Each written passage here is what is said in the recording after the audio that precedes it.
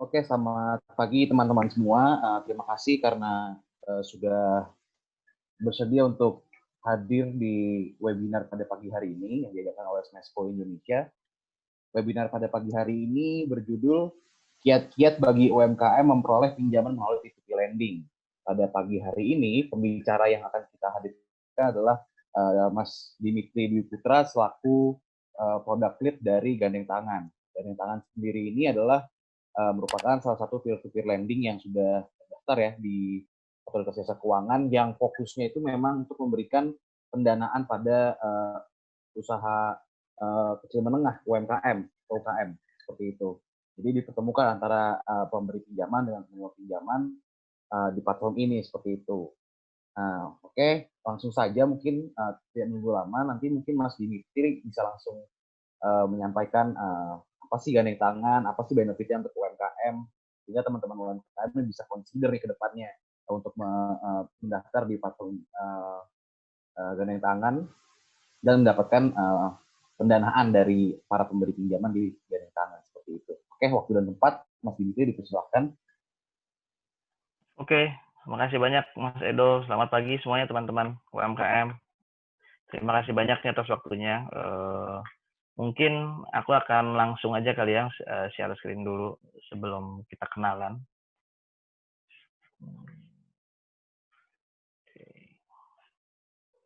Oke, terima kasih banyak untuk Mas Edo dan teman-teman dari Smesco untuk waktunya. Selamat pagi, salam kenal. Perkenalkan nama saya Dimitri Putra. Saya product lead di Gandeng Tangan. Apa sih product lead itu? Sebenarnya saya tugasnya untuk make sure bahwa seluruh produk yang di Gandeng Tangan ini bisa nge-serve customer kita sebaik mungkin. Nah, mungkin sedikit dulu nih, apa sih sebenarnya Gandeng Tangan gitu? Terus kenapa ada Gandeng Tangan dan apa sih kerjanya Gandeng Tangan? Nah, tadi seperti Mas Edo sudah sampaikan, Gandeng Tangan adalah sebuah P2P lending yang sudah terdaftar di OJK. Nah, memang berbeda dari yang lain, kami sebagai P2P lending yang sudah berdiri sejak 2015 gitu ya, itu fokusnya emang ke UMKM. Jadi bahkan lebih fokusnya lagi ke usaha yang mikro dan kecil. Jadi kalau menengah gitu mungkin kita juga main, tapi majority dari customer kita adalah di mikro dan kecil. Nah, sebenarnya kenapa sih ada gandeng tangan? Ini sebenarnya fakta simpelnya sederhana ya, sedikit. Bisa dilihat di kanan bawah, ini gambaran situasi kita hari ini gitu. Kebutuhan untuk pendanaan atau financial services gitu ya, itu sebenarnya nyampe 600 triliun per tahunnya. Tapi pada kenyataannya perbankan atau conventional financial institution gitu hanya bisa cover 120 triliun dari itu. Dan ini gap yang lumayan jauh gitu. Ada gap sekitar berarti berapa nih? 180 triliun bahkan per tahunnya. Nah, itulah kenapa akhirnya Gandeng Tangan hadir membawa visi bagaimana sih sebenarnya kita bisa mendemokratisasi microfinance gitu untuk bisa memfasilitasi sebanyak-banyaknya orang. Kenapa? Karena selama ini kita tahu sendiri, mungkin banyak kita atau saya pribadi lah ketemu UMKM selalu mengeluhkan masalah yang sama, yaitu soal akses pada permodalan. Nah, memang itu yang menjadi dasar kenapa akhirnya muncul P2P lending, juga muncul Gandeng Tangan yang fokusnya memang membantu usaha-usaha itu. Kedua, misi kita ya sederhana lah, kita pengen mendemokratisasi microfinance, ya otomatis kita pengen nge-serve banyak orang gitu. Kita pengen bisa menjangkau 1 juta orang gitu per tahunnya. 1 juta orang yang bisa mengkonsum atau menggunakan layanan Gandeng Tangan. Nah, ini yang memang jadi misi kita. Nah, sedikit cerita soal Gandeng Tangannya. Gandeng Tangan itu berdiri sejak 2015, tapi kita punya model baru di 2017. Jadi selama 2015 ke 2017, kalau saya boleh cerita sedikit, kita itu bentuknya yayasan. Jadi kita bukan perusahaan kayak sekarang, kita yayasan yang memberikan dana berbentuk pinjaman dengan bunga 0% dulu tuh bahkan ke UMKM, dan tetap modelnya P2P lending tapi bunganya 0%. Tapi per 2017 kita itu convert model bisnisnya jadi model yang lebih for profit lah gitu, kita jadi perusahaan. Terus di 2018 kita punya traction yang lumayan bagus gitu, lumayan tinggi. Lalu 2020 ini misi kita berubah nih, kita pengen coba, tadi misi cita-citanya 1 juta, oke lah tahun 2020 ini kita mau serve 10.000 UMKM di Indonesia. Soalnya memang karena COVID, teman-teman tahu sendiri ya, banyak bisnis-bisnis yang struggling gitu untuk bisa bertahan. Ada beberapa yang akhirnya tutup. Nah, kita juga sama, kita juga terdampak. Bukan gandeng tangannya, tapi memang klien-klien kita atau customer-customer kita yang selama ini membutuhkan pendanaan. Nah, mungkin saya waktu diundang itu diajak untuk jadi narasumber dan topiknya soal bagaimana akses permodalan, saya tahu banget lah gitu. UMKM kan tantangannya sebenarnya 3 hal ini secara sederhana gitu ya. Kita secara general gitu ada 3 tantangan. Pertama itu akses pengembangan kapasitas, kedua itu akses terhadap pasar, ketiga itu akses permodalan. Nah, dalam case ini mungkin yang tantangan bisa bantu di akses permodalan. Apa sih sebenarnya akses permodalan? Itu kan isunya soal ketersediaan dana untuk melihat kapasitas produksi yang dibutuhkan untuk pertumbuhan usaha atau scaling up. Jadi kan saya yakin lah banyak itu atau banyak teman-teman yang hadir di acara hari ini juga usahanya ini udah mulai maju lah gitu, udah mulai bagus kelihatannya, tapi terpentok nih mau ngajuin ke bank nggak bisa, dapat kur juga mungkin belum gitu. Akhirnya gimana caranya? Tapi butuh modal untuk bisa scaling up. Nah, itulah sebenarnya kenapa mungkin hadir gandeng tangan atau hadir peer-to-peer lending services yang bisa membantu teman-teman gitu dalam mengakses permodalan. Nah, mungkin sedikit saya cerita soal peer-to-peer lending sebagai background. Apa sih sebenarnya peer-to-peer lending gitu? Peer-to-peer lending sebenarnya secara sederhana adalah institusi keuangan non perbankan yang diawasi dan diatur oleh OJK. Tugas kami sebagai peer-to-peer lending itu mempertemukan dua pihak. Jadi satu sisi ada yang namanya lender atau pemberi pinjaman, di sisi lain ada namanya penerima pinjaman atau borrower. Nah, gandeng tangan terus di mana posisinya nih? Kita di tengah-tengah sebagai penyelenggara atau sebagai jembatan antara kedua belah pihak ini. Nah, UMKM dalam case ini sebenarnya bisa jadi lender juga gitu, karena kenapa digandeng tangan untuk jadi pemberi pinjaman atau lender itu cukup dengan 50.000. Jadi orang kayak kita sebenarnya bisa juga jadi investor dalam tanda kutip gitu bahasanya ya. Nah, tapi dalam case ini misalnya sebagai penerima pinjaman, ya jadi borrowernya. Nah, P2PL atau kita sebagai tangan itu tugasnya apa? Ya tugasnya adalah memberikan nilai tambah kepada kedua belah pihak. Di satu sisi kepada lender kita ngasih nilai tambah, satu sisi lain juga kita kepada penerima pinjaman ngasih nilai tambah. Nah, bisa dilihat lender sendiri mendapatkan opsi investasi di luar saham, obligasi deposito dengan nilai tambah yang kompetitif. Gitu. Kita bisa ngasih nilai yang lumayan lah gitu. Kalau teman-teman lihat ke website kita juga teman-teman bisa tahu berapa nih yang kita tawarkan atau per portofolio ini berapa yang kita tawarkan returnnya per bulan atau per tahunnya. Kedua untuk borrower jelas gitu untuk penerima pinjaman ya memang kita memberikan akses pendanaan. Saya yakin ya sederhana aja gitu datanya juga membuktikan bahwa akses terhadap perbankan itu masih sangat rendah. Terus orang punya rekening juga nggak banyak. Lebih banyak orang punya HP daripada punya rekening gitu. Nah, otomatis orang-orang ini kan tidak bisa mengakses pendanaan dari perbankan atau sisi keuangan lainnya. Kadang-kadang larinya akhirnya ke loan shark atau kita sebut rentenir gitu. Nah, rentenir ini di Indonesia pada praktiknya memang menerapkan bunga yang bukan lumayan sih, sedikit gila gitu ya, di 20% sampai 40% per bulan yang kita temukan. Itu kan bayangkan gitu bunga yang setahun 20%, ini sebulan 20%. Tapi memang terpaksa banyak UMKM, apalagi usaha mikro terpaksa untuk ngajuin pinjaman itu. Nah, hadirlah gandeng tangan gitu dengan bunga yang lebih kompetitif untuk menjadi solusi. Karena kita memang melihat challenge terbesarnya adalah soal scaling up. Nah, memang kita P2P lending pada umumnya semua P2P lending itu diatur oleh OJK dan diawasi oleh OJK. Dalam bentuk apa? Dalam bentuk memang ada yang namanya POJK 77 tahun 2016. Nah, itu adalah peraturan OJK yang mengatur soal praktik atau cara kerja dari peer-to-peer lending. Nah, teman-teman kalau punya waktu biar mengerti bisa juga dibaca POJK-nya. Nah, ini cara kerjanya kami, bisa dilihat sedikit.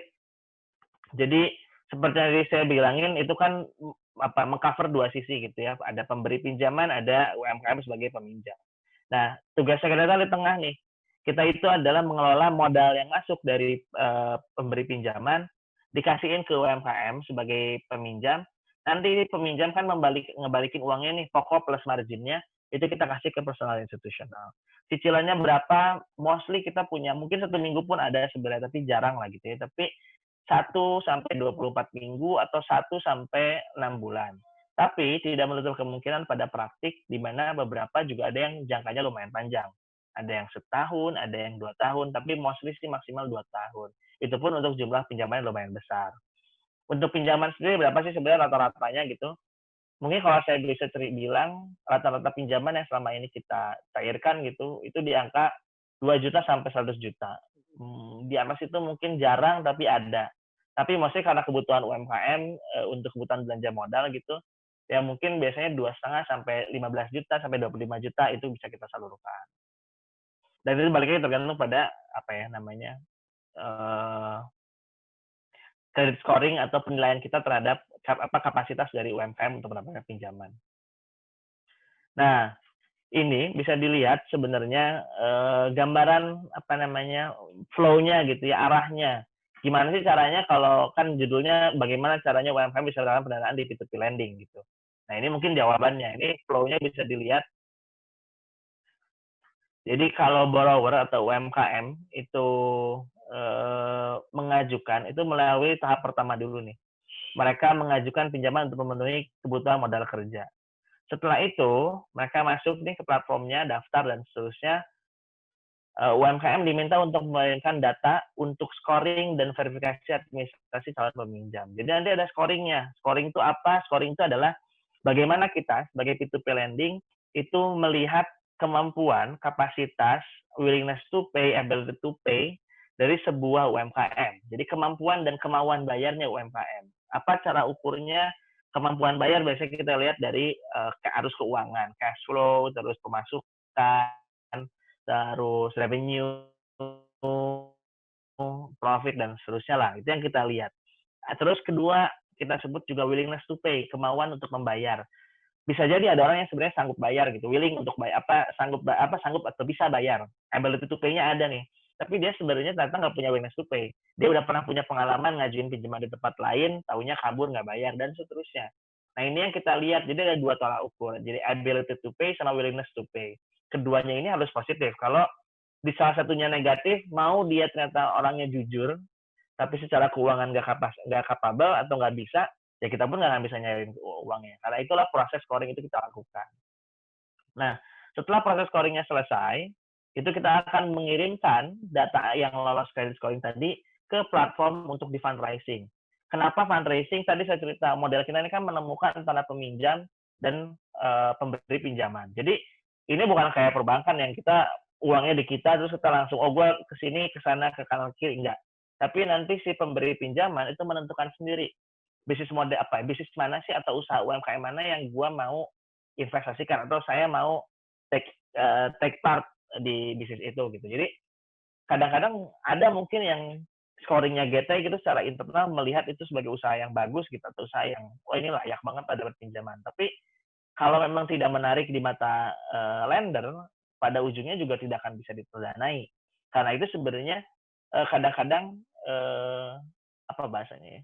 Kita bisa bilang tampilan atau kemasan dari sebuah UMKM juga penting untuk bisa menarik perhatian para lender untuk bisa memberikan pinjaman ke mereka atau pemberian pendanaan. Nah, setelah itu tadi saya bilang mereka dimasukin ke platform, di sisi lain lendernya itu juga mendanai UMKM yang sudah tayang di platform kita. Jadi mereka ngasih dana ke sini. Nah, setelah itu selesai, kan nanti setiap dana yang sudah memang apa namanya sudah terkumpul itu kita akan disburse atau kita cairkan ke UMKM. Nah, mereka itu di awal sudah menentukan nih, saya mau tenor 1, saya mau tenor 2, saya mau tenor 3, atau tenornya berapapun lah yang disepakati. Setelah itu mereka melakukan pembayaran. Cicilan sesuai tenor yang dipilih langsung pada GT. Nah, dari GT ini nanti kita balikin lagi nih ke sisi lendernya. Jadi memang GT itu bertugasnya sebagai apa sih? Ada 2 tugasnya. Itu sebagai safeguard atau sebagai penjaga gitu ya, untuk memastikan bahwa setiap project atau UMKM yang masuk ke GT itu proven dan bisa dipertanggungjawabkan. Kedua, kita juga memberikan nilai tambah dari setiap pinjaman yang diberikan oleh lender ke UMKM dan nanti kita berikan lagi ke lender. Jadi modelnya seperti P2PL dimanapun menurut cermat kita gitu, pengalaman kita, modelnya nggak akan jauh-jauh dari ini. Ini model yang paling common. Semuanya sama, semuanya mirip. Mungkin ada perbedaan di sisi scoringnya, mungkin ada perbedaan di sisi cara mencari lendernya dan lainnya, tapi secara umum ini cara kerja P2P lending yang ada di Indonesia sekarang. Gitu. Nah, apa sih yang perlu dipahami gitu? Saya tahu kadang-kadang kalau urusan perbankan gitu atau urusan jasa keuangan itu punya terma-terma yang apa namanya yang memusingkan atau meribetkan atau kadang-kadang bikin bingung. Nah, karena itu sebelum memulai masuk ke apa namanya P2PL, baiknya pahami dulu kata-kata inilah gitu atau terma-terma ini. Pertama ada tenor. Tenor itu apa sih? Tenor adalah jangka waktu pembayaran pinjaman dan dari sinilah ditentukan berapa bunga yang dikenakan. Jadi teman-teman perlu penting nih tahu berapa bunganya, berapa tenor yang dipilih. Karena tenor itu mempengaruhi bunga dari nilai pinjaman. Nanti saya akan jalan ke bunga, tapi tenor dulu. Jadi tenor itu biasanya ada yang zaman sekarang nih banyak yang lebih cepat. Ada yang 1 minggu, ada yang 2 minggu, ada yang 3 minggu, ada yang 4 minggu, ada yang sebulan, ada yang 2 bulan, ada yang 3 bulan, sampai seterusnya lah. Biasanya anaknya hitungnya bulanan atau tahunan. Nah, plafon itu apa? Adalah jumlah pinjaman yang diberikan P2PL kepada UMKM. Total yang harus dibayarkan nanti oleh P2P oleh UMKM adalah perkalian tingkat bunga dengan plafon. Jadi nanti saya jelaskan. Ini saya sih belum nggak bikin rumusnya di sini, tapi nanti saya ceritakan aja lah. Nah, terus bunga adalah apa? Adalah jumlah biaya yang dibebankan kepada peminjam oleh P2PL. Ini biasanya ya, tapi rate-nya tergantung sama teman-teman nemu P2PL-nya siapa, berapa rate-nya, diskusinya gimana. Tapi on average itu 1,5% sampai 3% per bulan.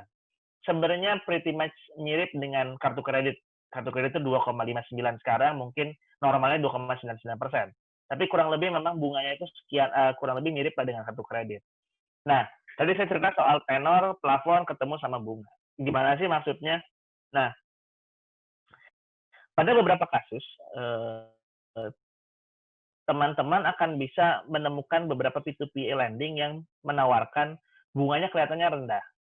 Nah, cuman memang kalau dilihat-lihat di luar bunga itu seringkali ada juga biaya namanya provision fee atau admin fee atau apalah gitu ya, atau biaya jasa, ada biaya layanan, macam-macam, banyak mereka bisa menggunakan kata apapun yang intinya kadang-kadang itu lumayan besar.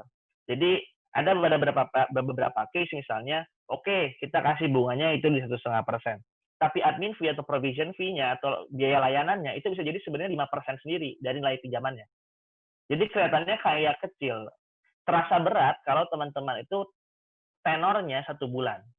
Contohnya, tenor 1 bulan dengan plafon 1 juta, itu kalau admin fee-nya 5%, berarti teman-teman harus bayar berapa tuh? 50.000, betul ya? Ya, 50.000. Itu 50.000 itu bayaran pertama tuh. Nah, nanti waktu bayar bunganya itu kalau misalnya tenor 1 bulan tadi ya, tadi kesepakatannya anggaplah 2,5%. Ya berarti 75.000 teman-teman harus bayar. Nah, itu kan kelasannya kayak bunganya jadi 6,5%, jadi 7,5% tuh. Padahal sebenarnya bunga yang ditawarkan di awal cuma 2,5% doang, nggak ada urusan sama 5%. Memang admin fee itu kan berasa jadi ringan kalau pengajuannya itu lebih dari 1 bulan. Contoh, teman-teman ngajuin pinjaman 1 juta tapi 3 bulan. Otomatis admin fee yang selama tadinya ini kerasa untuk 1 bulan jadi bisa jadi bagi 3. Jadi 50.000 itu jadi kebagi 3 nih buat 3 bulan. Nah, ini yang sebenarnya agak tricky dan teman-teman perlu memahami betul lah perjanjian dengan P2PL yang akan teman-teman coba gitu. Nah, terus selanjutnya ada payment channel. Nanti mungkin kita bisa bahas, kalau ada pertanyaan bisa tanyakan saja langsung. Ada payment channel itu apa? Ini gimana sih caranya kita mau bayar? Jadi karena kadang-kadang P2PL punya cara masing-masing untuk melakukan pembayaran. Ada yang bisa lewat virtual account, ada yang transfer, ada yang bisa pakai OVO mungkin sekarang, ada yang bisa pakai GoPay dan lain-lain lah gitu. Banyak banget macam-macam sekarang. Terus tujuannya apa? Nah, tujuan pinjaman ini juga mempengaruhi biasanya bentuk produknya. Ada yang disebut cash loan, jadi teman-teman ngajuin pinjaman bentuknya uang. Ada yang bentuk invoice financing, teman-teman harus masukin invoice dulu baru bisa dapat pendanaan. Ada juga sekarang bentuknya non-cash loan. Non-cash loan itu apa? Teman-teman nggak terima uang fisik, tapi teman-teman bisa membeli barang. Jadi bentuk pinjaman dalam bentuk barang. Di Ganetana juga kita punya produk seperti itu. Nah, terakhir ada eligibility. Eligibility itu apa? Biasanya syarat dan ketentuan bagaimana sebuah UMKM itu bisa mengajukan pinjaman di P2P lending. Karena setiap P2P lending berbeda, nah teman-teman perlu baca secara detail, secara jelas ketentuan dan syaratnya apa aja. Ada yang biasanya misalnya contoh gitu, mewajibkan memiliki, kalau di UMKM itu kan ada namanya surat izin usaha kecil menengah, kalau saya SIUKL apa, saya lupa namanya. Tapi ada surat izin itu. Ada juga yang nggak perlu, tapi terus ada yang harus perusahaan, ada yang atau perusahaan berbadan hukum, ada yang nggak harus berbadan hukum. Nah, ini perbedaan-perbedaan itu sebenarnya memang tergantung dan menjadi hak dari si P2P lending untuk menentukan. Tapi pada umumnya memang yang paling penting itu adalah data pribadi seperti kartu KTP, kadang-kadang ada yang minta NPWP, untung ini perseorangan ya, terus minta alamat domisili, alamat terus kontak darurat, nomor telepon yang bisa dihubungi, lalu biasanya minta juga data rekening perbankan untuk melakukan pengecekan, dan juga yang paling penting itu biasanya dilakukan pengecekan ke pihak ketiga atau pihak kedua. Apakah orang ini punya tunggakan atau orang ini punya pinjaman di tempat lain. Ini paling penting bisa terjadi. Jadi teman-teman pastikan tuh bahwa oh gue aman atau saya aman nih untuk bisa dapetin atau bisa mengajukan pinjaman. Nah, ini mungkin ada tips and trick sedikit dari saya. Kalau tadi saya sudah cerita soal apa yang perlu dipahami, bagaimana flow-nya. Nah, ini yang biasanya untuk orang bisa dapat pinjaman, yang paling penting itu adalah punya pencatatan keuangan yang rapi. Kalau tanpa pencatatan keuangan yang rapi, seringkali itu pasti gagal deh. Kenapa? Karena si P2P lending tidak bisa tahu nih. Sebenarnya tadi saya cerita di awal, ada namanya ability to pay. Bisa nggak sih orang bayar? Bisa nggak sih orang ini memenuhi kewajibannya nanti kalau kita kasih pinjaman? Nah, otomatis apa sih yang dilihat oleh P2P lending untuk bisa memastikan kemampuan bayar tadi? Ya kita lihat pencatatan keuangannya. Oh, ini dia punya pembukuan. Biasanya kita minta nih pembukuan biasanya 3-6 bulan atau bahkan ada beberapa yang minta setahun gitu. 6 bulan terakhir ini gimana performanya? Oke, performanya ini bagus ternyata. Oke, account receivable-nya lancar, account payable-nya lancar, terus asetnya juga ada dan seterusnya. Oh, ternyata dia punya liabilities-nya, ada utang sekian, tapi ketutup lah karena dia punya aset sekian dan seterusnya. Nah, itu perlu nih. Kadang-kadang mungkin kalau usahanya mikro gitu, kadang-kadang kan kita jalan dulu aja deh. Pencatatan keuangan urusan belakangan. Tapi sebenarnya kalau bisa emang dari awal sudah dicatat keuangannya secara rapi. Karena tadi kalau ada kebutuhan untuk pengajuan modal, salah satu tolak ukur terpentingnya adalah pencatatan keuangan. Dan ini memang sekarang udah banyak aplikasinya. Teman-teman bisa carilah. Ada aplikasi yang gratis, ada yang bayar, ada yang mungkin udah pro, ada yang masih biasa aja. Tapi intinya punya pencatatan digital, punya pencatatan keuangan yang bisa di-share ke pihak P2P lending. Itu sangat penting. Nah, yang kedua, ini yang paling penting dan utama, nggak punya tunggakan di bank ataupun P2P lainnya. Jadi, jangan pikir, jangan sangka bahwa P2P lending itu kita tidak punya interkoneksi data. Nah, kita ini P2P lending punya interkoneksi data. Kita bisa tahu nih, misalnya Dimitri Putra ngajuin ke gandeng tangan, oh ternyata si Dimitri Putra masih punya tunggakan di platform A, platform B, platform C. Atau bahkan di perbankan A, perbankan B, perbankan C. Kalau kita udah punya tunggakan seperti itu, otomatis kita tidak akan pasti ditolak. Jadi jangan harap untuk bisa lolos kalau punya tunggakan di bank atau P2P lainnya. Saya nggak tahu kalau ada case mungkin dia lolos dari checkingnya gitu ya, tapi yang pasti ini perlu dipastikan nih. Karena kita punya beberapa kasus di mana dia mengajukan atas nama perusahaan, perusahaannya memang tidak punya hutang atau tidak punya tidak punya hutang lah, kita nggak punya tunggakan kemanapun. Tapi saat kita cek nama direksinya, ternyata direksinya punya tunggakan yang lumayan besar untuk atas nama perusahaan, dan otomatis dari situ kita tidak akan bisa melanjutkan proses pengajuan pinjamannya. Nah, ini yang perlu diperhatiin banget. Nah, selanjutnya itu yang perlu juga diperhatikan adalah administrasi yang jelas dan lengkap. Apa sih administrasi yang jelas dan lengkap itu? Administrasi yang jelas dan lengkap itu soal ketersediaan informasi, kayak KTP-nya nggak buram, KTP-nya jelas, karena biasanya kan difoto ya.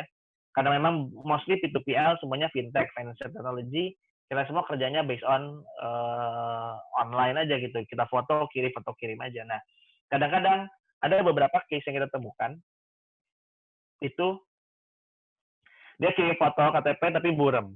Kirim foto KTP tapi nggak kebaca. Atau KTP-nya kan ada nih KTP yang udah suka rusak dan seterusnya. Ini perlu dipastiin KTP-nya bagus, KTP-nya jelas, gambarnya juga jelas. Jadi nggak perlu repot-repot gitu. Kadang-kadang sih kalau urusan KTP doang sih masih kita susulkan gitu. Jadi bisa direvisi atau diperbaiki. Kedua juga ada kontak darurat. Nah, ini yang paling penting.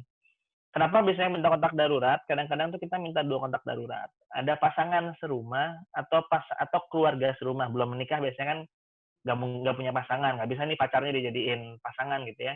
Nah, akhirnya kita minta keluarga serumah, bisa jadi kakak, adik, orang tua, atau apapun lah itu. Nah, yang ketiga, kita bisa juga minta kontak darurat itu adalah saudara, tapi yang tidak serumah. Jadi ada 2 nih biasanya kita minta. yang serumah dan tidak serumah. Yang tidak serumah ini fungsinya apa? Biasanya P2PL menggunakannya untuk nanti nih, kalau ternyata tiba-tiba amit-amit lah gitu ada tunggakan atau apa, ya kita akhirnya datang atau menghubungi ke kontak-kontak darurat yang diberikan. Ketiga itu ada alamat domisili dan alamat usaha. Jadi pastikan nih alamat itu adalah alamat domisili yang bisa didatangin dan memang ditinggali. Kadang-kadang di credit scoring-nya nanti ada pertanyaan yang mendasar. Pertanyaan mendasar itu apa? Contohnya, sudah berapa lama tinggal di rumah itu? Itu pertanyaan yang paling sering muncul tuh. Karena untuk memastikan sebenarnya nih orang bener nggak orang situ. Kedua itu status kepemilikannya kayak gimana? Apakah punya pribadi atau apakah itu punya keluarga atau itu masih kontrak atau sewa? Karena itu mempengaruhi kredit scoring-nya nanti. Nah, tiga hal ini sebenarnya perlu diperhatikan banget dan ini paling penting. Karena keberhasilan untuk lolosnya itu dari sini. Kalau memang di sininya nggak lolos, atau misalnya teman-teman setelah baca ini gitu, oh iya ya, saya masih punya tunggakan nih, oh, atau saya belum punya catatan keuangan, atau KTP saya belum diurusin, atau apalah gitu ya, ada masalah-masalah itu, otomatis kemungkinan untuk lolos dari verifikasi P2P lending-nya rendah. Dan itu yang perlu diperbaiki dulu sebelum bisa mengajukan. Nah, itu gambaran sebagai tips and trick. Masih ada lagi mungkin tips and trick lainnya, bisa nanti kita di sesi tanya jawab aja lebih banyak ngobrolnya. Segitu dulu sih, mungkin nggak panjang dari saya, karena saya lebih senang mungkin kita diskusi lebih banyak. Nah, mungkin kalau ada teman-teman yang mau berjejaring, bisa nanti hubungi saya. Kontak saya ada di sini, ini ada email saya di dimitra@gandentangan.com. Terus nomor telepon saya dan WhatsApp bisa teman-teman hubungi juga di 0878 2469 4800. Nanti kalau ada apa-apa bisa hubungi saya langsung. Tapi mungkin kita bisa lanjut ke sesi tanya jawabnya ya Mas Edo ya. Dari saya sekian dulu. Terima kasih banyak. Oke, Mas Dimitri, terima kasih banyak Mas penyampaiannya dari sama-sama. Ini sudah ada satu pertanyaan nih, pertanyaan pertama dari Ridang. Ini mengenai syarat dan ketentuan pinjam di peer-to-peer lending gimana? Mungkin peer-to-peer lending-nya di Gandeng Tangan dulu ya Mas. Dan lokasinya di mana seperti itu? Oke. Sebentar, saya stop sharing dulu ya.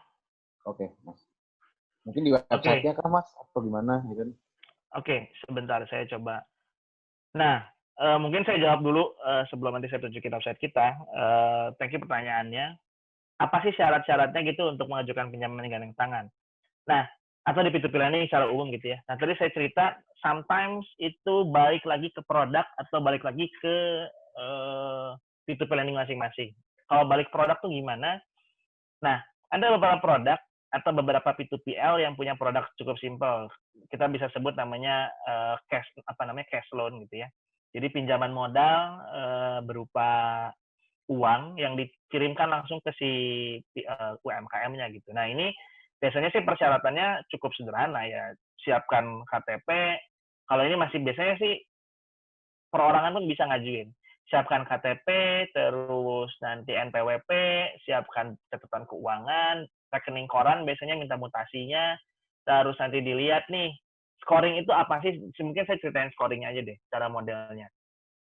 Kalau ada UMKM yang mau mengajukan pinjaman, pasti akan dilakukan credit scoring oleh perusahaan P2P lending terhadap UMKM itu.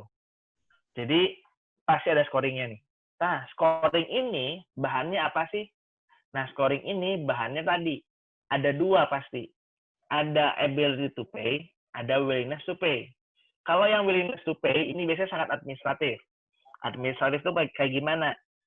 Pertama, biasanya kita minta KTP dan lain-lainnya. Kadang-kadang, ini saya kasih bocoran, kita itu punya database yang bisa menemukan foto-foto muka orang-orang yang terdaftar sudah di blacklist atau punya masalah di P2P lending lainnya.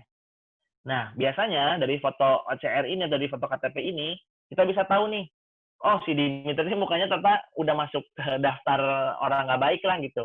Akhirnya otomatis akan langsung ditutup, nggak akan bisa ngapa-ngapain. Nah, jadi tadi makanya saya bilang, kalaupun mau ngajuin syarat-syaratnya, syarat-syarat itu karena relatif ya. Kalau di Gandeng Tangan, saya misalnya ceritain deh. Contohnya kita punya produk namanya Gandeng Kios. Gandeng Kios itu adalah produk non-cash loan, bentuknya inventory loan.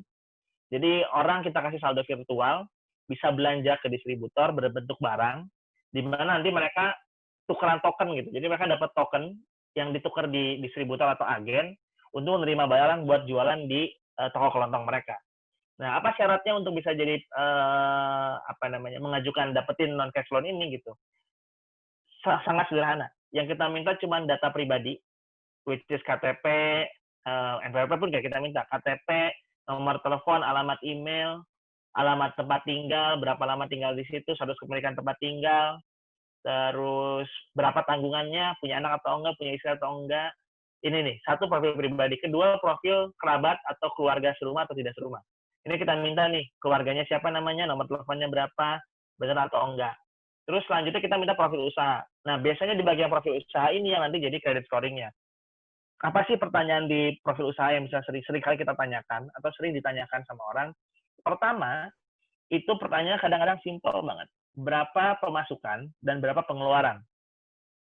Nah, berapa pengeluaran ini harus dijawab sejujur mungkin. Kita kadang-kadang bisa ngelihat nanti dari hal lain.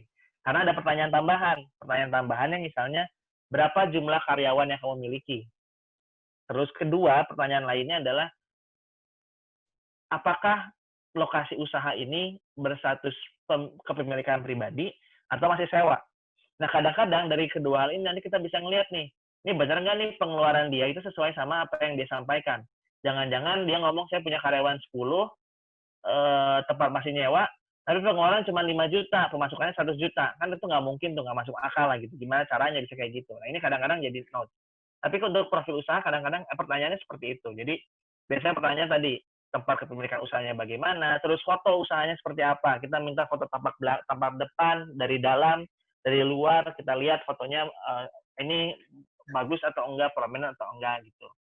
Nah, terus kita juga minta biasanya ada rekening koran.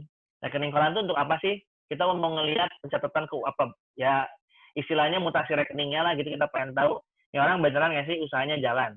Kadang-kadang memang saya tahu lah gitu, banyak beberapa UMKM yang mungkin transaksinya masih bentuknya cash, bentuknya masih uang. Tapi kan pasti uang itu kan dimasukin ke ATM lagi nih.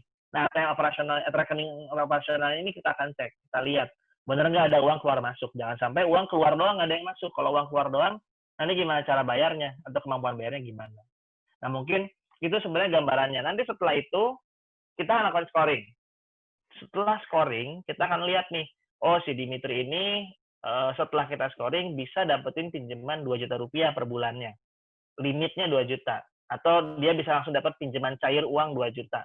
Nah, pinjaman ini nanti harus dia bayarkan. Nah, setelah itu biasanya ada syarat untuk melakukan tanda tangan perjanjian pinjam meminjam. Jadi di antara kita atau gandeng tangan dengan si peminjam, itu ada perjanjian pinjam meminjam yang tanda tangani. Itu kontrak berkekuatan hukum. Jadi kalau ada apa-apa ya kita balik lagi ke kontrak itu. Kayak gitu mungkin. Apakah itu cukup menjawab? Ya. Bagaimana? Apakah ada pertanyaan lanjutan? Sama nanya soal lokasinya bagaimana itu, Pak? Oh, lokasi kantor kita di mana ya? Atau jadi gini. Mungkin lokasi kantor di mana dan lokasi, misalnya sejauh mana gandeng tangan ini bisa nge-reach lokasi gitu. Seluruh Indonesia atau bagaimana gitu?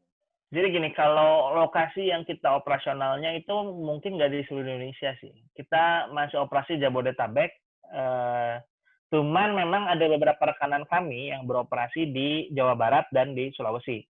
Jadi memang karena model gandeng tangan itu kita kerjasama dengan third party juga untuk mencari UMKM, jadi kita punya operasional yang berbeda-beda dan kadang-kadang pintu masuknya bisa banyak. Tapi kalau yang gandeng tangan sendiri kelola langsung gitu ya, directly, itu hanya di Jabodetabek. Kita masih di Jabodetabek doang gitu. Jadi belum di luar itu. Gitu.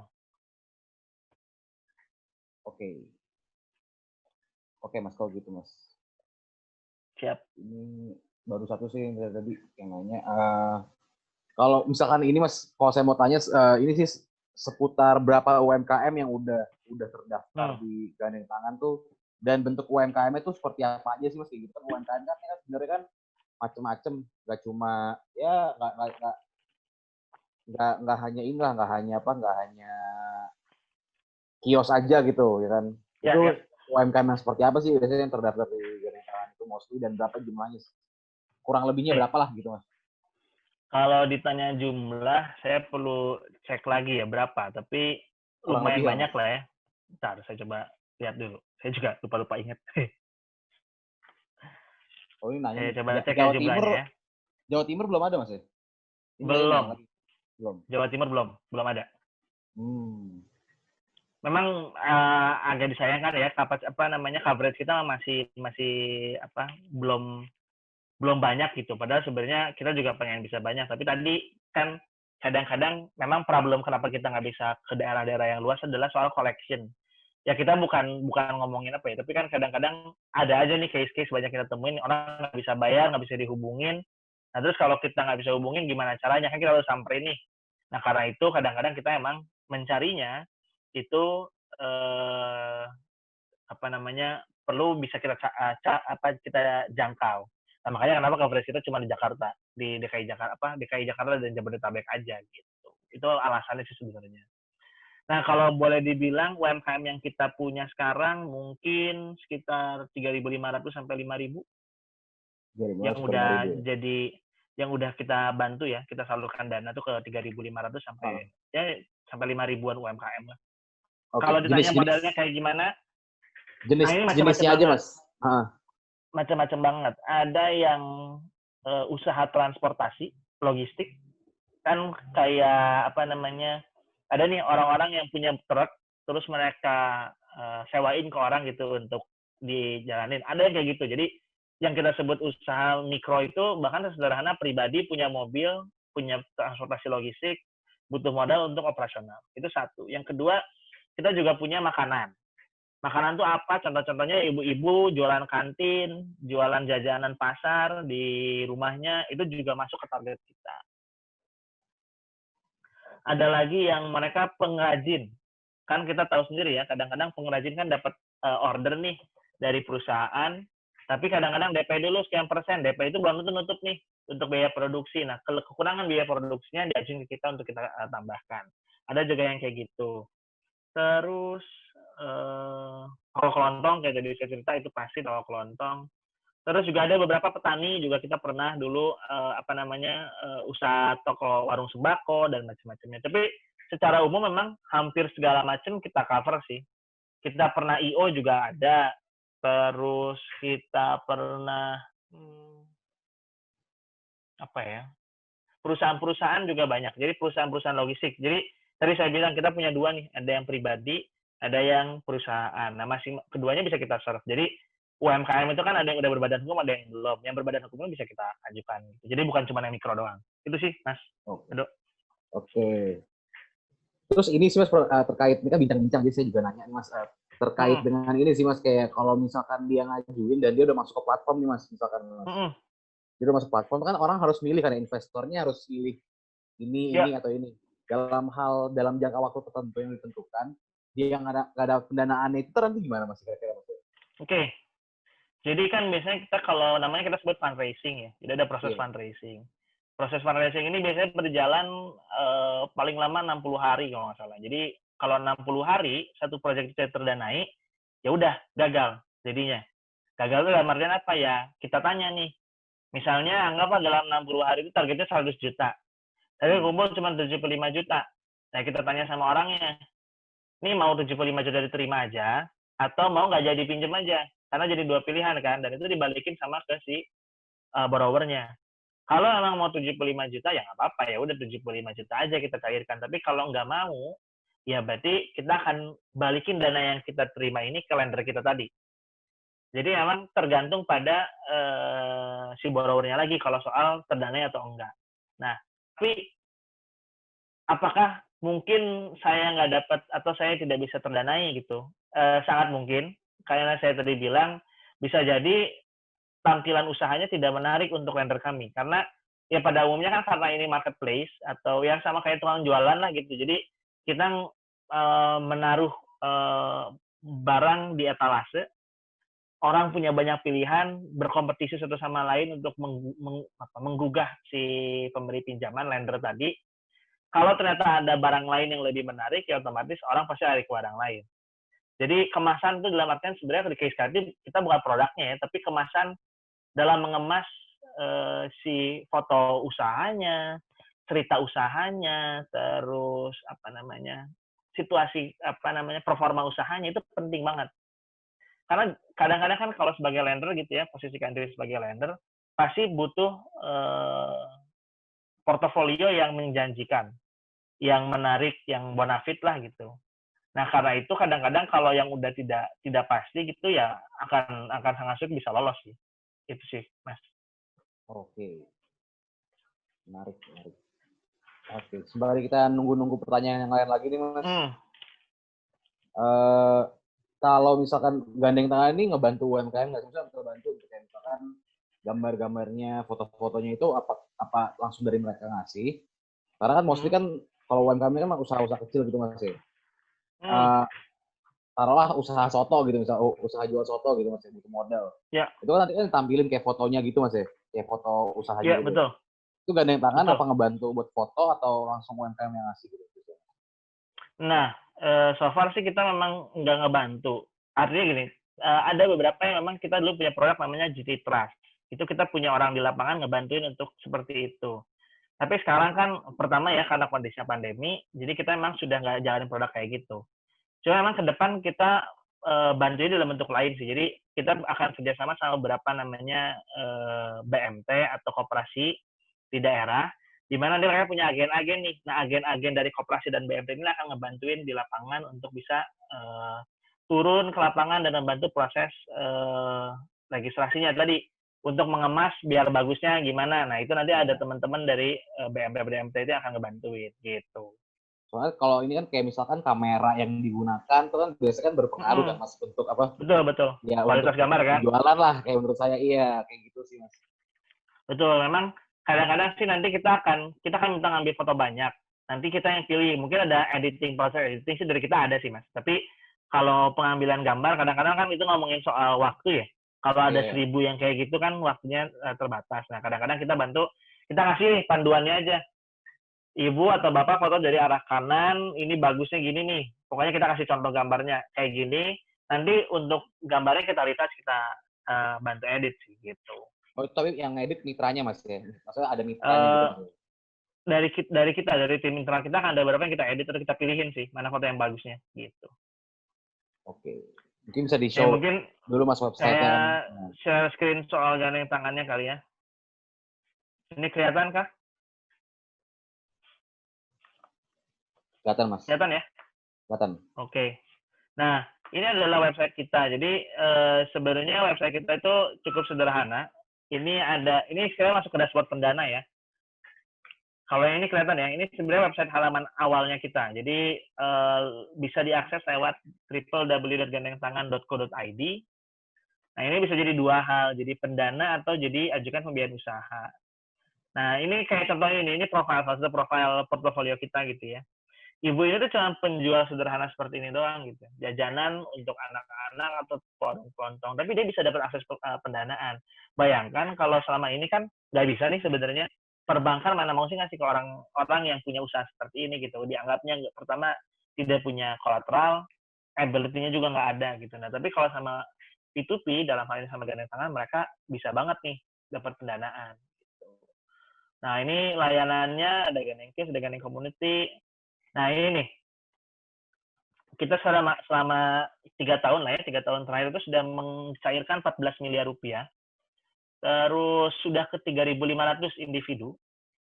Terus selama ini saya masih ada yang aktif 1.500. Total pendana nih, total orang-orang yang siap untuk menginvestasikan uang itu ada 17.800 orang. Jadi jangan khawatir gitu kalau ngajuin di gandeng tangan, jangan-jangan udah diajuin tadi nggak lolos fundraising. Ya nggak juga, kita punya 17.000 nih orang yang udah siap untuk investasiin uangnya gitu, atau naruh uangnya atau minjemin uangnya. Nah, mungkin saya masuk ke dashboard-nya. Ini bisa dilihat contohnya gitu ya. Ini akun saya, bisa dilihat foto saya juga. Jadi kayak tadi saya tanya, kadang-kadang ada pertanyaan-pertanyaan. Ini yang pertanyaan Mas, paling umum. Fotonya harus pakai KTP gitu maksudnya. Fotonya harus foto. Betul. Profil bicara harus kayak gitu maksudnya. Betul. Harus kayak gini. Bukan bisa foto-foto yang cantik-cantik. Jadi ini kayak bisa dilihat gitu. Ini saya prosesnya sederhana banget. Saya foto KTP saya, foto NPWP, nomor telepon saya diverifikasi, ini harus aktif ya, jangan sampai nggak aktif. Terus masukin alamat email. Nah, ini saya, ya nggak apa-apa, data saya bisa dilihat sendiri gitu. Ini nomor KTP saya berapa, NPWP, warga negaranya apa, sapaannya apa, tanggal lahirnya berapa, tempat lahir di mana, statusnya apa, agamanya apa, ya ini common lah gitu. Informasinya gimana gitu. Nah, Oke. Ini yang diisi, lalu kita bisa masuk ke sini. Itu nanti kelihatan nih, ada apa, ada proyek usaha apa aja sih. Ini contoh nih, saya bilang. Kan saya posisinya sebagai pendana ya, sebagai orang yang mau minjemin uangnya gitu. Nah ini kan kita bisa milih nih, oh si warung Ibu Yuhatin Ikon ini gimana ya dibandingin sama usaha warungnya Ibu Tuti. Tapi kurang lebih gambarnya seperti itu juga cukup nih Mas. Nah ini kita lihat lah misalnya, warung Ibu Yuhatin ya. Ini sebenarnya gimana sih? Oke nih, dia butuh dana 3.150.000. Durasi pembiayaannya 6 bulan, pengembalian setiap 1 bulan dia akan bayarin. Nah, terus tujuan pembiayaannya apa? Oh, sembako. Dia butuh pembiayaan untuk ngisi sembako dia. Ini diisi nanti sama mereka.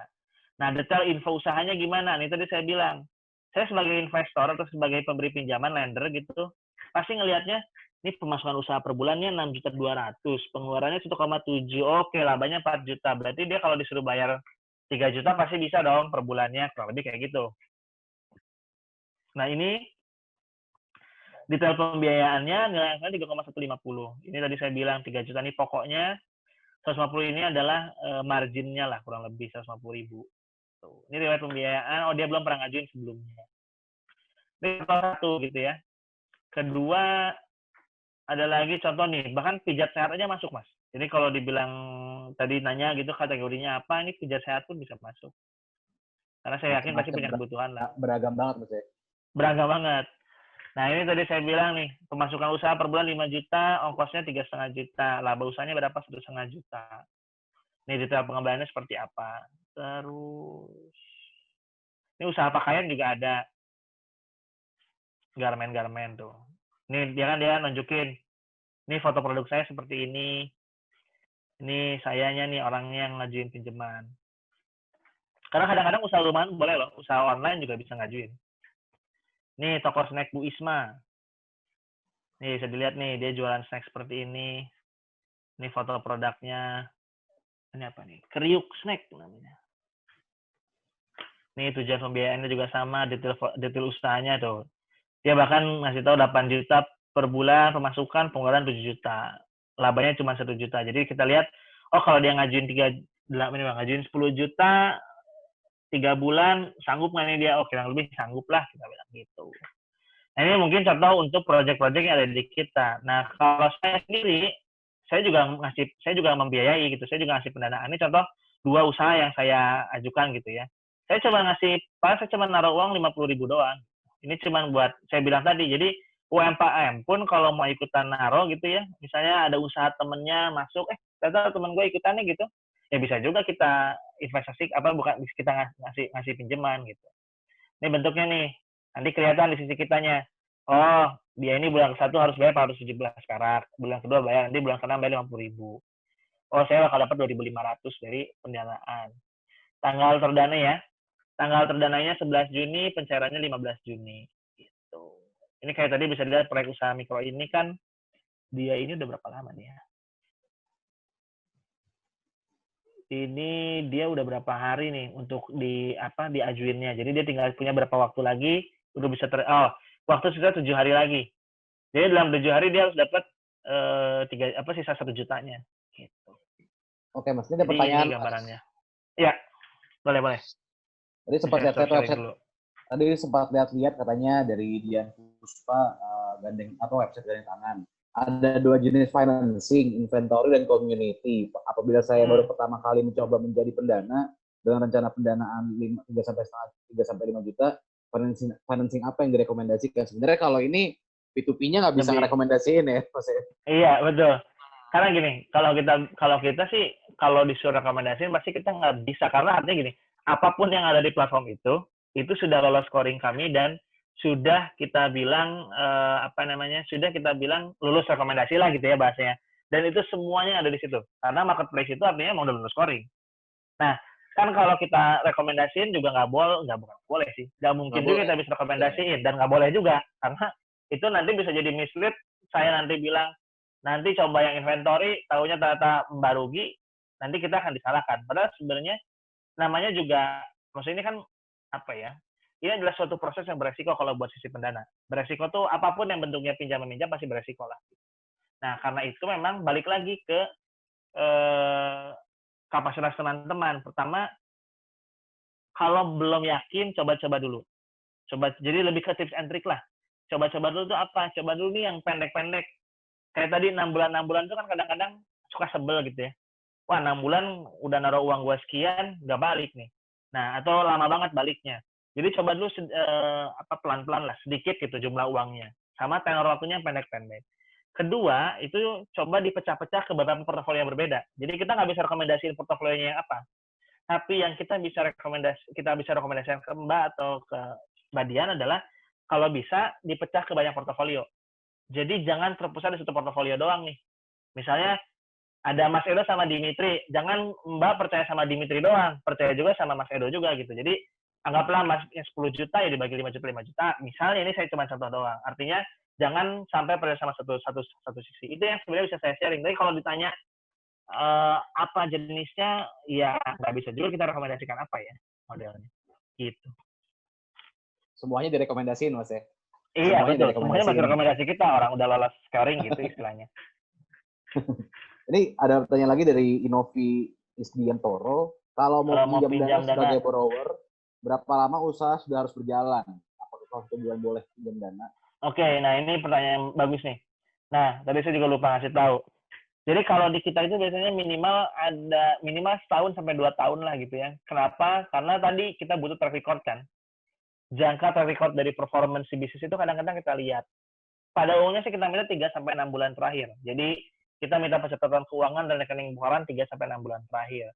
Tapi pasti kita juga melihat berapa lama usahanya udah berjalan. Jadi salah satu pertanyaan juga itu. Waktu kita scoring adalah, ini usaha udah jalan berapa lama? Jangan-jangan baru sebulan, belum jelas track record-nya gimana, udah mau ngaju-ngajuin pinjaman aja gitu. Kadang-kadang kan sebenarnya, saya nggak tahu sih, tapi pada pengalamannya kan biasanya kita setelah 3, 6, sampai setahun baru bisa ngelihat nih, bisnis kita mulai settling down atau enggak, bisnis kita udah mulai siap untuk dapetin pendanaan atau enggak. Jadi mari 1 tahun lah minimal usaha itu udah berjalan dan bisa sharing ke gandeng tangan, catatan keuangan 3 sampai 6 bulan terakhir dan mutasi rekening 3 sampai 6 bulan terakhir. Gitu, Mas.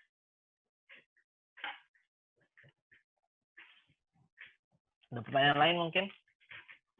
Oke, jadi tadi sudah dijawab pertanyaannya. Apakah ada pertanyaan lain lagi? Sebelum mungkin akan tutup di jam 11-an karena akan ada sholat Jumat setelahnya. Teman-teman. Iya, betul. Kan kalau mau bertanya atau mau ngontek-ngontek langsung Mas Dimitri juga silahkan, boleh nanya-nanya dulu. Betul. Gitu kan.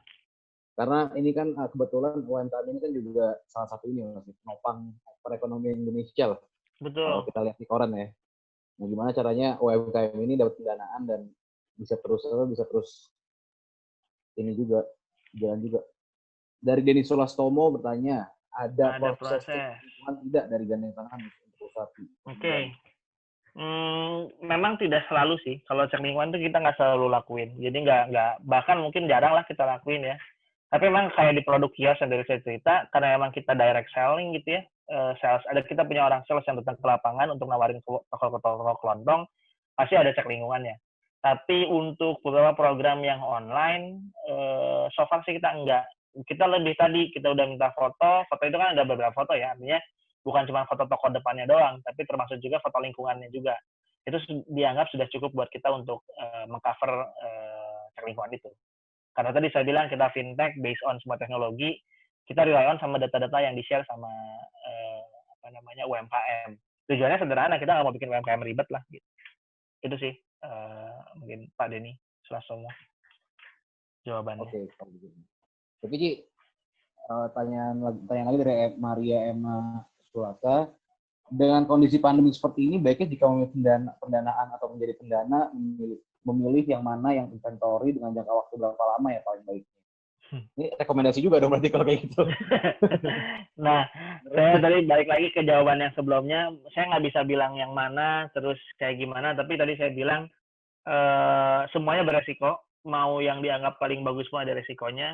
Mau yang dibilang paling jelek pun bisa jadi resikonya malah jadi rendah. Karena ya tadi, kalau proses investasi dimanapun ya, high risk, high return mas ya? Betul. Ada high risk, ada high return. Ada yang low risk, ya low return. Ya kalau mau low risk, low return, jangan itu lending, main aja di obligasi, main di deposito gitu. Tapi kalau mau di sini ya high risk, high return. Dan kita nggak bisa ngasih tahu. Bukan nggak bisa ngasih tahu. Kalau ngasih tahu, saya tahu, tapi saya nggak mau ngasih tahu. di dalam case ini emang nggak ada yang pasti juga sih. Jadi kalau ditanya mau jadi pendana milih yang mana, nggak ada. Tapi kalau ngomongin jangka waktu mungkin ya pilih jangka waktu yang pendek-pendek. Tapi jangka waktu pendek pun tidak membuktikan bahwa dia bisa bayar. Kalau UMKM-nya jangka waktu sebulan tapi terus dia gagal bayar juga ada, banyak juga. Ada, maksudnya bukan banyak, ada case seperti itulah. Nah, jadi saya bilang nggak bisa saya pastikan yang seperti apa. Intinya ya perlu diperhatikan baik-baik gitu. Tadi dari fotonya, dari orangnya, terus dari data yang dia share, apakah dia proven atau enggak. Kalau dia nggak proven dan kelihatan dari gambar nggak proven, pasti nggak akan lolos juga di sisi scoringnya gitu. Itu sih. Apalagi ya kalau ngomongin sektor usaha ya teman-teman tahu sendiri lah gitu, UMKM di kondisi pandemi ini kan ada beberapa yang naik, ada beberapa yang turun gitu. Produksi masker mungkin naik, tapi kalau ngurusin yang lain turun. Nah ya bisa jadi kan patokannya itu aja, kita lihat tren dari pasarnya kayak gimana. Oke gitu Mas. Baik, oke gitu. Mungkin itu pertanyaan terakhir mungkin Mas dari Mesko dari di bincang-bincang pada hari ini gitu Mas ya. Siap. Karena setelah ini akan ada sholat Jumat juga. Mungkin teman-teman Jumat betul. Yang masih penasaran nih gak ada yang tangan tuh kayak gimana sih detailnya, karena ini kan masih agak kulit juga nih gitu kan. Bisa langsung mungkin kontak ke Mas Dimitri atau bisa kontak ke nomor gandeng tangan di websitenya, bisa dicari. Betul. Semoga teman-teman UMKM atau teman-teman investor yang kayak juga baik investor di sini sih kalau saya lihat. Iya. Kayaknya banyak orang yang teman-teman investor dan teman-teman UMKM yang mau meminjam dana atau memberikan dana sekalipun juga bisa langsung bertanya-tanya langsung. Mungkin akhir kata saya pamit mundur dari Smesco. Saya Edo pamit mundur. Mohon maaf apabila ada salah-salah kata. Terima kasih. Mungkin dari Mas Dimitri ada closing statement terakhir?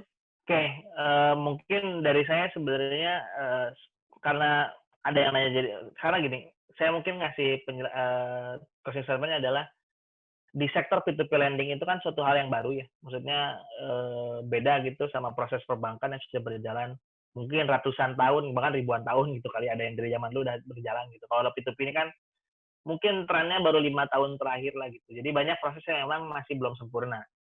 Dan tadi balik lagi, semua prosesnya itu beresiko. Mungkin kita menjanjikan return yang lumayan tinggi. Di sisi buat borrowernya, buat UMKM, wah ini jadi opsi baik nih untuk bisa dapat pendanaan. Tapi balik lagi, pada prosesnya, mau jadi pendana ataupun jadi penerima dana, jadi borrower atau jadi lender, dua-duanya punya resiko. Karena kalau nggak bayar ya pasti dikejar gitu. Kalau orang nggak bayar pasti dikejar, nggak mungkin enggak. Nah itulah kenapa perlu memastikan bahwa jangan sampai nyoba-nyoba ngajuin, terus lolos, dapat, tapi ternyata pada prosesnya nggak sesuai rencana nih. Yang ada adalah reputasi dari UMKM yang lagi dibangun, tujuannya bagus, niatnya bagus, jadi jelek. Karena tadi saya bilang, kita punya interkoneksi data. Kalau satu P2P lending bilang, Dimitri ini nggak bagus, nggak baik, dan jangan sampai dikasih pinjaman lagi, otomatis semua P2P lending lainnya akan melakukan hal yang sama. Bahkan itu bisa terkoneksi sama perbankan juga. Jadi ini perlu hati-hati banget tuh. Tadi kayak Mas Edo bilang ya high risk, high return. Ya memang benar nih ada return-nya kalau dapat, kan sama aja nih ya. Jadi pendana dapat ngasih 5 juta bisa dapat anggaplah misalnya 500.000 gitu dalam setahun. Gede banget nih dibandingin yang lain kan, 10%. Tapi jadi penerima dana juga sama. Oke bisa dapat modal, anggap 10 juta buat usaha bisnis. Tapi tiba-tiba tengah jalan kalau nggak bisa bayarnya, yang ada nama jadi tercoreng, usaha juga jadi anjlok kayak gitu. Nah ini yang sebenarnya perlu hati-hati. Jadi balik ke teman-teman ini perlu perlu ketelitian, kehati-hatian dalam prosesnya. Tapi balik lagi kalau ada masih mau nanya banyak hal, kalau masih penasaran bisa hubungi saya langsung. Mungkin kalau ada yang butuh detail-detailnya juga, tadi juga si materinya juga saya share ke teman-teman di Smesco. Kalau ada yang mau nanti bisa nanya ke saya langsung juga. Pokoknya saya open untuk discussion, untuk ngobrol-ngobrol. Silakan hubungi, tadi nomor WA saya sudah ada ya, sudah saya share juga di awal. Email juga sudah. Mungkin itu sih Mas Edo. Terima kasih banyak dari teman-teman Smesco untuk waktunya dan kesempatannya. Terima kasih Mas Dimi. Terima kasih Mas Dimi. Oh ya teman-teman semua, sebelum saya mengakhiri ini, selain ada bincang-bincang bersama kami tim legal sebenarnya, ada juga bincang-bincang lain seperti dengan tim pria atau tim food and culinary, ada juga dengan fashion yang diadakan setiap hari dari Senin sampai Jumat. Ada juga tentang perpajakan, itu di sekitar pukul 10 sampai 12 dan jam 2 sampai jam 4, sekitar segitulah kurang lebihnya. Mungkin teman-teman kalau mau lihat lebih lagi, teman-teman bisa visit Instagram Smesco @smesco_Indonesia, dan juga kalau mau lihat siaran ulangnya dari webinar ini ada di YouTube Smesco. Bisa di search di YouTube Smesco Indonesia, nanti udah ada tuh beberapa webinar-webinar lain yang kita lakukan dari bulan sekitar Maret, April, Mei, Juni lah, sekitar segitu. Oke teman-teman semua, terima kasih banyak. Mas Jimmy, terima kasih banyak Mas. Sampai jumpa Sama-sama, lagi. saya juga terima kasih banyak. Oke, kalau gitu, selamat siang semuanya, selamat beraktivitas. Selamat siang semuanya.